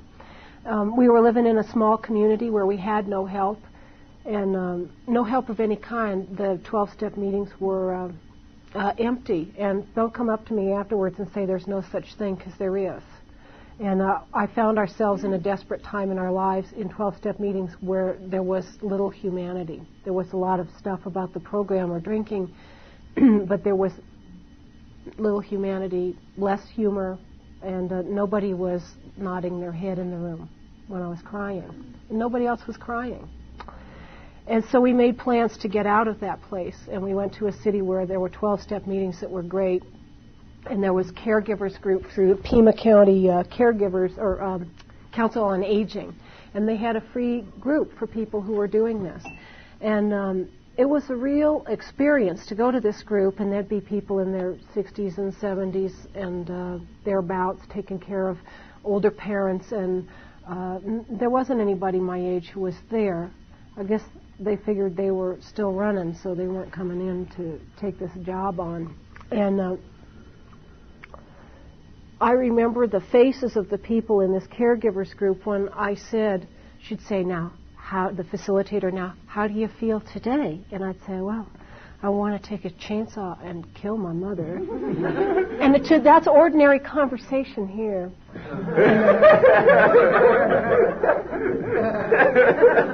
Not so there. But I knew that the people identified. I mean, they made it clear, but they came from a different generation, and they weren't in a 12-step meeting, so they didn't go, oh yeah, me too! I was like, can I use it after you? So anyway, when it came time for my mom to die, we were there, and we were able to say to the doctor, bring her home. Let her come home and let her die in her bed. And it's been an extraordinary thing, because Bob and I, from the time we got together, it was as if the firecrackers started going off, and our lives have never slowed down. We got together, just that was enough. We had this child, went through pregnancy and got married, and there I was, the seventh Mrs. Earl. And I didn't tell my mom that. She read it in his book. She called me in one day. She said, Jesus Christ, Tina, why didn't you tell me? Why? What could they have said? I heard a lot of interesting comments about that. But you know what I said to my friends, my girlfriends, who had the nerve to say it to my face, because you know most of them don't. They like to say it behind your back. And I said, you know what? We have about as good a chance as anybody. That's what I know. And we got a program. I've been in therapy for, I wouldn't even guess how long then, maybe 15 years or something. And it wasn't just because I was all ruined. It was because I was on the inner adventure at that point. And Bob had been in therapy for close to 9 years. He'd been working, and I'd been working. And we knew what we had done wrong. And we were able to talk. We could really, really, really talk. And even though it was hard for us. And I had to learn when we'd start fighting not to leave the room. I just have to leave the room. I couldn't handle it. And I said to myself, you know, dear, you must go back in the room and finish this conversation. And I learned to come and stand toe-to-toe with somebody who's pretty formidable to argue with, and continue the conversation and continue the dialogue, which has been incredible, because what I found is that God finally put me with somebody who could continue the dialogue and who was not constantly trying to mold me into something else. Not that anybody bothered to try that, but, you know, it was, we have a relationship that's grown a lot through all these adventures and difficult things like taking care of all our parents dying. When my dad died, his mom died within 2 weeks, either a week before or after. And he had just had to put her in, do the thing with the parent where you look for the board and care home to put him in, long distance. And his stepdaughter from the last marriage had been found dumped out of a car, dead of a drug overdose. This happened within about a 6-week period. And I just thank God we got put together, really. And I know I said to Bob, when my mother died, I said to him, I feel, although my mother was not a member of a 12-step program, she did quit drinking. And the doctors kindly put her right on other medication. However, the point of the matter was she wasn't slurring, falling down drunk. They did what they did so that she wouldn't commit suicide. And I said to him, I feel like what happened is that we went on the greatest 12-step call of our lives. And it was good to have somebody who was on the same path and on the same wavelength, understanding that this was a gift and a lesson from God, and not some horrible torture because I didn't break off communication with my parents at some point. And when my mother died, I remember walking out in the desert in back of our house in Tucson, and it was beautiful, just deserty out there. And I remember feeling like I was floating, really floating, like my feet were not on the ground. And I thought, what is this? What is this feeling? And after I walked a little bit longer, I guessed that it must be that it was the weight of this world coming off of me, and I was light. And this thing came through to me that just shocked me because I didn't see this as I was going along. This voice came to me and said, "You were a great daughter." And I knew how I had lived, but I didn't ever string it together, that this is what I was doing, that it was so important to me to have this relationship with this woman who was a mess, a drunk every day, from the time I can remember, drinking every day in her closet. Last 4 years of her life, she kind of cleans up and sobers up. And but I was always there for them, getting them out of jail and stuff when they were in trouble, my mom and dad, until I went to Al-Anon and learned not to, and they learned not to go to jail right then. Don't call her on Saturday night. She's not so nice when she shows up at the hospital anymore. And but there was this thing of wanting to have a relationship that reached resolution, where the accounts were clear and clean. And when my mother died, before she died, I said to myself, now, is there anything you haven't said to your mother? And believe me, I said everything. There was my parents knew who I was. I was atrocious in front of them. But the point was, I knew they loved me because they saw the full thing, this beautiful, radiant daughter who was an artist, and they honored me in every way imaginable because of that. And this really nasty, destructive little brat that they had, all in the same package. And they loved me, and I knew this. I can't remember where I was going with that one, but the thing was that somehow we came to the end of the deal. And I knew that it was right between us. Oh, I know what it was. It's funny when you're not smoking grass how it comes back. I said to myself, that day, and I said, there's one thing I never told my mother, which was that somewhere along the line I started writing a book, and I didn't know I was going to write a book, and I wrote one, and I finished it. And I didn't know that when I started out. I just started writing. And it took me 5 years, and a rocky 5 years where it was stuffed in my purse in little pieces in little suitcases. But I knew where they were, and I was writing this book about what my life was like as an artist, and my parents had really supported me as an artist tremendously. And far beyond, I don't know how they did it, really. And when my mother was back from the hospital and we knew she was going to die, she told me she couldn't read anymore. And I said, with a great deal of trepidation, because I knew she couldn't read, and I had poured a lot of stuff out about my family in this thing, and I thought, I got to pretend they're never going to see this thing, or I'm not going to write the truth. Just like when you're in a meeting or you're writing an inventory, you got to somehow pretend nobody's going to see this thing for it to come out complete and in its uncensored form. And I said to my mother, I wrote a book. And her face her face became so illuminated. And she looked at me, in this way that a parent or a dear friend or a wise older person might look through you. And she assessed me in this very calm way, and she said to me, "I always knew you were great." And this was a beautiful thing because, I had lived a double life a lot of my life. And I didn't want my parents to know a lot of things I was doing and thinking, and certainly not who I was doing them with. And just telling her that was just the last thing, because I thought, what would be, maybe I would sit later and say, I wish I'd told her that.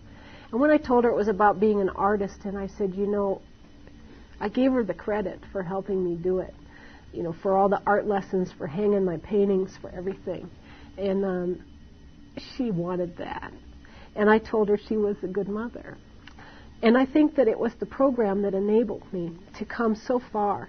And I knew when that relationship was complete that I had passed through college in relationships, and I could have them all the way through, from the beginning to the very last page, which is the end.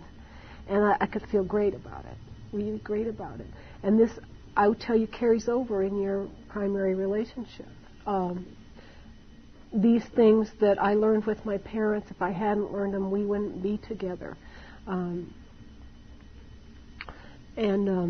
I really felt like I couldn't have done that thing for my mother, where we were after birth. We were birthing my mother. When she was dying, I saw that she was laboring to die, and we were birthing her to something else, something which our culture is remarkably phobic about and ignorant, that we will all do.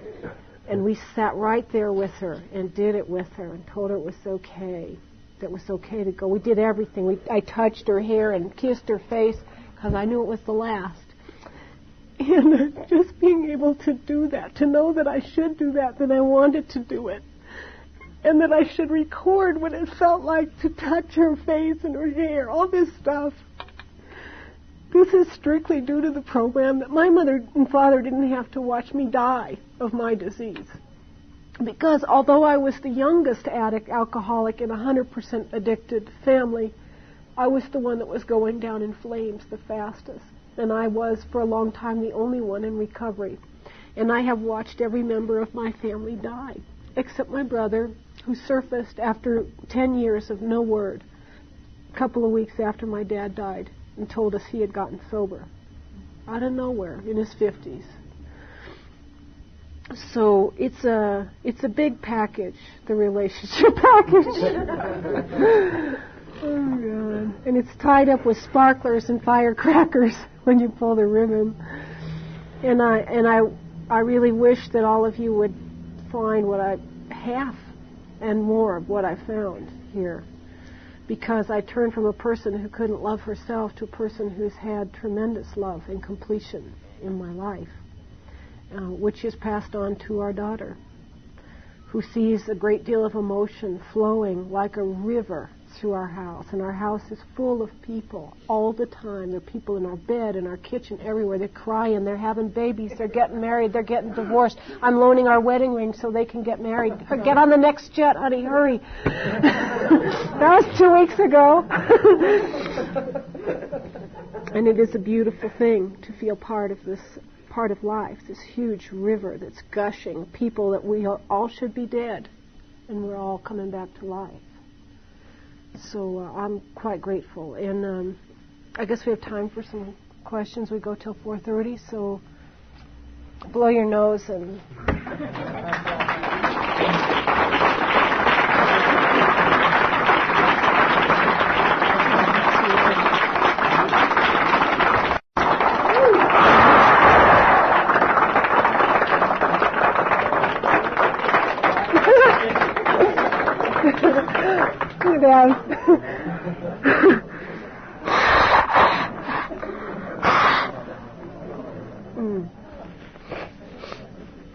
Do you have any questions? What's the capital of North Dakota? I don't give a shit. That question was, what's the capital of North Dakota? I think one of the points that she made is really important because I had a sponsor one time that said his biggest problem with God was that his own personal watch ran in seconds and that God's watch ran in days. And nothing ever arrived at the time that he thought it was supposed to arrive. And so I can remember sitting about 16 years sober in a condo in Santa Barbara watching the Osmond family Christmas show with a friend of mine. My then wife was a flight attendant, and she was in New York on a trip. And I was in tears watching this Osmond family Christmas show. And I said to this guy, I said, you know what, man? I'm never going to be able to have this. This is never going to be mine. It's not going to be mine. I can't do it. I've tried and I tried, and I knew that marriage at that time, which was number 5, was on the rocks and going down the tubes. And it broke my heart that I was never, ever going to be able to have that. So here I am, and I have it all, but I'm doing it much later than I had planned on doing it. That must be Morgan. Bye. Catch you later, Morgan. Bye, Cooper. And so I think about things like I'm going to be 70 when Alexander graduates high school, but as it's going, I'm 59 now. I'll probably be a pretty powerful 70, so I don't have a hell of a lot to worry about. And, I mean, I know a lot of people do this at 30, and I'm doing it a little later. And we've also had to make other decisions, and I think these are important to talk about. From the gate, all we ever talked about was 2 children. All we wanted was 2 children. I mean, we both wanted 2 children. We prayed for paternal twins, a boy and a girl. We thought this would just be ideal. You know, it would just be perfect. Get them both at once, get it out of the way. And when Alexander was about 2.5 or rolling up on 3, it was time to make the decision about the second child. And it was probably the longest day and one of the worst days of our lives. Because at the end of the day, after we talked and cried and yelled and screamed and talked and cried and yelled and screamed, we came to the only conclusion we could come to, which is we don't have enough for 2 children. It's not there. We don't have the physical strength. I mean, there are limitations. I am not 30 anymore. I am 58. And I do get tired, and I don't have the physical strength I'd like to have, although I have a hell of a lot of it for my age. And we don't have the emotional package for 2. We burn down on 1, and we have to constantly hand her, when she was little, back and forth to whoever was in a good place. We'd have to quick give the kid over to the one that was feeling cool, so she wouldn't have to, get all this shit out of the other parent.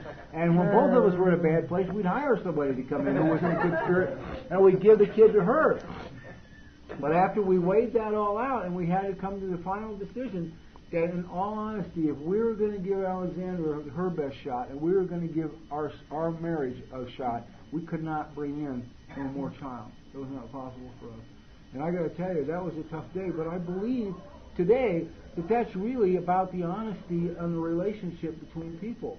And I think everybody in our little unit is going to benefit from our ability to weigh carefully. And I'm not saying that anybody else don't have any 2 children or 3 children or 4 children. I'm just saying we had to weigh what was realistic for us. And the second child was not realistic for us. And it made us both very sad, and it broke our hearts. And now we're really glad we did that. Yes. We're still tired. We're still tired, and we're glad we did it. And I had a friend of mine come up to me not long ago at a situation. He said, and he has a little girl who's 3, and his wife is pregnant with their second child. And he's maybe 10 years younger than me, maybe not that. And he said, I've heard you guys talk about that, and he said, I'm very scared. He said, because our second one is on the way. And I could say to this guy, on all honesty, I said, I got to be a little crass at the moment, John. This guy is worth tens of millions of dollars. And I said to him, I must tell you that if I had your money, we'd have a second child.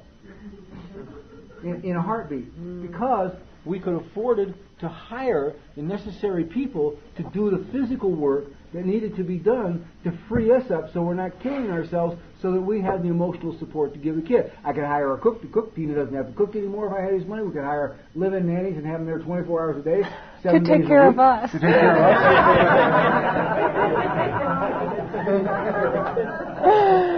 us. but we could have done it. And so, because I want my friend to know that I think he's doing the right thing. And if I had his money, we would have done it too. But it's just part of this process. How many times have people had children that neither one of them wanted to have? But they couldn't talk to each other. And they keep coming back to it's about talking. It's about talking. I used to hear that and think, go away. And it's hard, but it's the only thing we got. And I do think part of it is you need to find a match.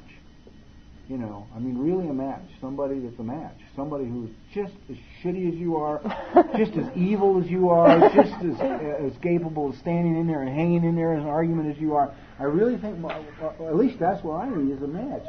I've tried having, subservient, quiet, obedient, and I bore really easily. And when I'm bored, I'm dangerous to a relationship. If I'm bored, I'm dangerous to a relationship. Very dangerous. And one thing I can say, honest to God, Tina's never done is bore me. Yeah. Can you talk a little bit about the ground rules surrounding your walk and talks, and kind of describe the scenario of how one goes? Okay. Let me think of a good one. I was trying to think of something, because we had some really good petty ones about... Well, usually we have a whole conglomeration of shit stamps that we've been sticking in the little book, little brown book. Well, what happens? What happens is this: is the first thing we notice. The first warning sign is that we begin to become less affectionate with each other. There's less physical affection in touching and kissing and stroking and talking, and that's the first indicator that we're starting to store stuff up. And we're building up this little pot. And whoever seems to hit the surface of it first will say, "I need to walk and talk." And oftentimes, why we put it off so long is that sometimes it's very petty stuff. Like, she got furious once. My computer cost more than hers. And she did not want to say that, but it was driving her fucking crazy. I had spent more money on my computer. Now, you kept getting the new one, yeah, and I got the old that's one. Right. Well, that's till the last time. Right, yeah. We bought two new ones. We now have two identical computers.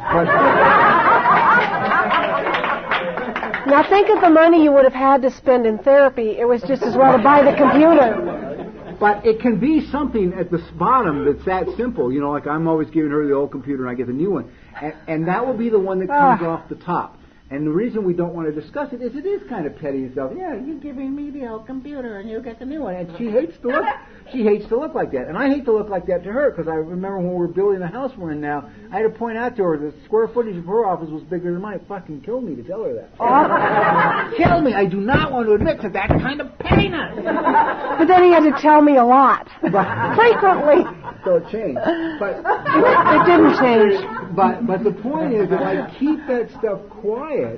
For me, as far as a relationship is concerned, it's like dripping acid. It's just a little drop, drop, drop.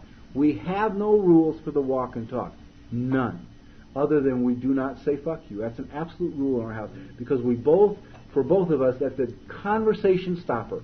That's the absolute end of the conversation. There's nowhere to go from there for me, and there's nowhere to go from there for her. So we will really blurt stuff out. I will say, God damn it, you're doing so... most of ours come over parenting. I'll say, I think I'll find something that she's doing as a parent that I think sucks. And I'll do a walk and talk because I know it's going to make her mad, right? And I'll just say that I think what you're doing sucks. I won't say, when you talk to our daughter in that kind of voice, it makes me feel, I'll say shit like, you are impressing me as a rotten fucking mother at this moment. And then, boy, she comes right back. I got to know that somewhere down this walk, because we're going out one way and we're coming back the other way, she's going to have her time. It's agreed to. And then she'll come back and defend herself or explain to me why she's doing what she's doing. And then at the end, if we've been either one of us feels that we've been abusive in what we have said, we will apologize for it. We'll say, look, you didn't deserve to be called a rotten mother. You're really a wonderful mom, and it was just upsetting me, and that's how it came out. So there are no rules. We found for both of us that ground rules can be very stifling. Well, we do, though. Whoever starts talking, we let them say everything. The thing is to be quiet, not respond. Yeah. So everything. So in that way, we have that kind of form to it. And then I'll say, "Are you done?"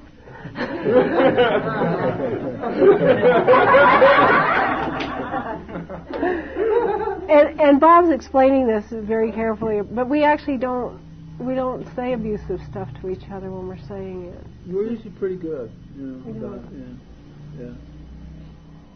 know, something you said, Bob, really got me thinking about not just grieving the past relationship, but grieving this one, if that makes any sense. Grieving the fact that Dan's just a guy. He's not Dad. He's not going to take care of me. You know, that He's whole... not the prince. Yeah, just feeling the grief of giving up the fantasy in order to love the reality is a process I find myself going through again and again, you know. And grieving that I'm not the princess who came into being because the prince came along, that I'm not that, you know, that I've got all these defects of character too, and I hate them when they come out. I hate them. And knowing they will, and they do, and that's life. The humanness. One of the things we try and do is honor each other's human. Her human is not always acceptable to me, and my human is not always acceptable to her. But if I'm going to be a partner, I must support her in being who she is, and she must support me in being who I am, because that's what a partnership's all about. And I got to tell you, it is an incredible, as a man, to be with a partner who supports me in who I am was difficult for me to get used to. And when I have wild ideas, like maybe I'm going to give up something that represents tons of income to us, and when we were first together and Alexander had been born, and I watched a movie that really shook me up about the responsibility of a writer. It was called Amazing Grace and Chuck or something. And I thought, my God, people cared enough to make this movie, you know, and I thought about all the television I'd written for the preceding 20 years. And I thought, at some point I got to accept responsibility for what comes out into my fingers. And I went to her and I said this, which meant basically I was not going to be going back and doing any television for a while, which meant, you know, starve to death, guys. And she just hugged me. I'm not used to that. I'm not used to it. What do you mean? I mean, that's the only line. What do you mean you're going to stop doing this or stop doing that? And I get that kind of support from her. So one of the things we try and do without even really saying is we try and honor the human being in each other. One of her favorite sayings about me is, I always get to where it is she wants me to go. It's just the route I take. That amazes her sometimes. Well, you know, I should elaborate on that very briefly. What happens is, for instance, if I'll go to Bob with some complaint, which I have thought about a great deal, so that it's an ironclad case, and he can't see where I put the strings in and stuff, and so I'll go and say, you blah, blah, blah, blah, blah. He will then argue with me in a way that could be quite frightening. I mean, he's determined, and he is going to be right. And early on I learned I don't have to make him say he's not right or anything else. I mean, I got that much. So with that simple tool in hand, I leave him alone. And what I learned is that the next day or so, he'll come back and say, I got it, you know, or he'll do it, or it's changed. But I learned that it's not my job in a relationship to force him to the line and say, yes, Master, I'll obey you forever. I mean, that's what I thought you were supposed to do, is get the other person to agree with what you said and then do it. And we don't do that, but we listen. I guess somehow or other then we can hear each other, because he's not going to drag me over and make me sign on a line that he's right. So that's an old Al-Anon thing, you know. Do you want to be right or do you want to be happy? And a valuable one. And I still get defensive, so sometimes she'll say things to me,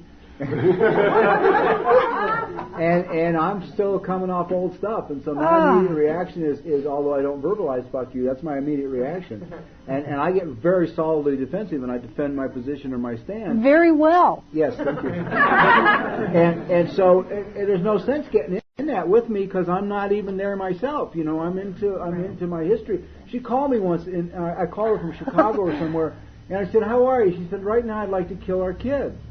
And I said, Jesus, you know, I mean, and I started telling and I got really angry with her on the phone. And she said, what's with you? And I said, well, what I'm hearing is forget the goddamn workshop, get on the plane, come home and fix this. And she said, that's not what I said. I just said at the moment I'd like to kill the kid. I'll get through this, we'll all be fine, and you can stay in Chicago. And that's another little, ingredient in relationships is what one person says and what the other person hears. Oh. That's not what she said. She did not say, get on the airplane, come home and take care of this child. None of those words exited her mouth, but that's what I heard. I needed to be, this is what I said, I need to be able to talk to you like you're my friend. I got to just pull out the stops and say, I want to kill this little son of a bitch. Because then I don't have to say it to her. There are times when the tension just builds up, and I got to let it off, and then I can deal with the child on a kind or humane level without coming out with this stuff that runs through my head all the time. You can imagine what we would be capable of saying if we just pulled out the stops. I'm curious, you both talked about doing some therapy. Do you still do some now, or do you feel like your communication is finally? I go when needed. Yeah, I would go. I haven't been in a while. I probably haven't been in a year or so. But I know a therapist who I love. Is a good friend of mine. I would go in a heartbeat if I felt I needed to. I went right after her mom died because I was really angry about a lot of stuff that went on when she was there. But she had a right not to be abused with it. She was dying, and so I went twice to an anger expert, if there is such a thing, and cleaned it all out. It was real good. So for now, it's more like as we need it. But our commitment, we are not committed to each other forever and ever until death do us part. That's not our commitment. That's not the one we made when we got married. Our commitment to each other is that we will not throw this away without seeking all available help first. That's it. That's our commitment. We will not throw away this relationship without first seeking all available help. And that's the end of our commitment. Well, so if we got in trouble, we would be immediately getting outside professional help. We also said, if the other person says, you got to go get some help, that we go get the help. Yeah. That we don't say, no, you don't, you need it. You go. You go get some help. And that did happen at that passage after my mother died. But we keep very current, as you can probably guess. But what will happen for me is I'll know I'm going into a growth period. It doesn't have anything to do with him. And then sometimes I want a therapist to kind of midwife me through, because I do some very deep and strange work in my plumbing, and once in a while I like to have somebody come along hold the matches for me. I mean, I can do a lot of it myself now. You learn to do a lot of your own self-healing, but periodically to have a companion on the journey is very beautiful. I'd say our communication is good. The other thing too is being able to support each other in getting therapy, because oftentimes one of the problems with codependency in our nature is that I will view anything that you do for your benefit as a threat to the relationship. So you come in and say to me, you're going to go get therapy, and I immediately don't want you to go, because to me that's the end of the relationship. That's how I see it. That's again the difference between hearing what's being said and really hearing what's, and hearing what my history. And that's not uncommon at all among those of us who've had this kind of childhoods that weren't nurturing. We view somebody else doing something for their own benefit as a threat to the relationship. And then nothing, of course, could be farther from the truth.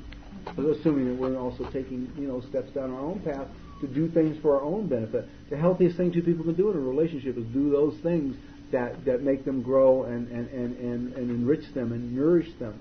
And I have to watch a wife who's better about some of that stuff than I am. She's much better about finding a network to nurture her. And when we were in this town and we could not find one living human being to talk to that was humane, she found a group of people that met every Saturday that were waiting for the flying saucers to return to town. I wouldn't talk to them, on the street. But she can go get this.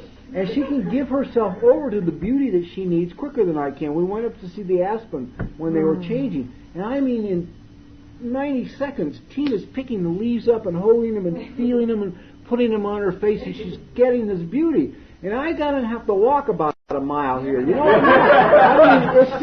It's the difference of who I am and how I am in her. She can completely give herself over to this nurturing, and I have to just kind of come real easy into it. I don't just give myself over to it.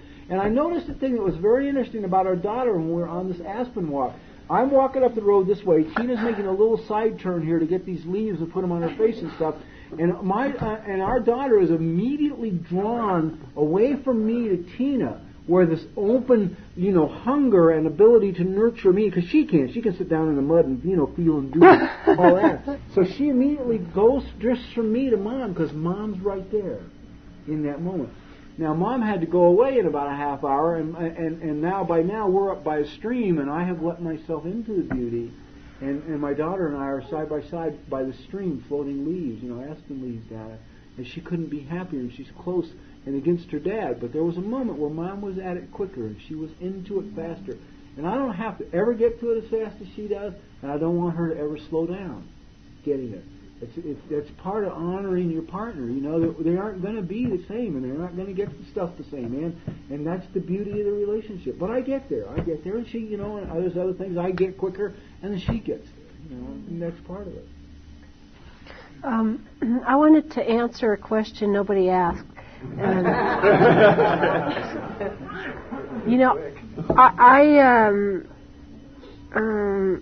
I always wondered what happens after you're with somebody for a while. I mean, is there something good, or do you just get bored? Is that it? And you sort of fill in with other things and people and activities. And we have a lot of other people and activities in our lives, that's for sure. But I want to say this. There was a woman that I met in this god-awful town, and I had a dream about her. She had a health food store. She was a psychiatric nurse, and I needed a therapist, and there wasn't one there. And I had a dream that I asked her to do therapy with me, in which she trade for painting lessons. So I called her up, and she said yes. And you would never guess that this woman would be such a gifted therapist, looking at her from the outside or the circumstances of her life. But the chemistry between us was incredible, both ways. And I loved it that she was brave enough to do stuff back with me instead of be the therapist. And she said to me, she'd been with her husband for a long time, and she said, what happens after a long time is that you enter into this deep sea of love. What words?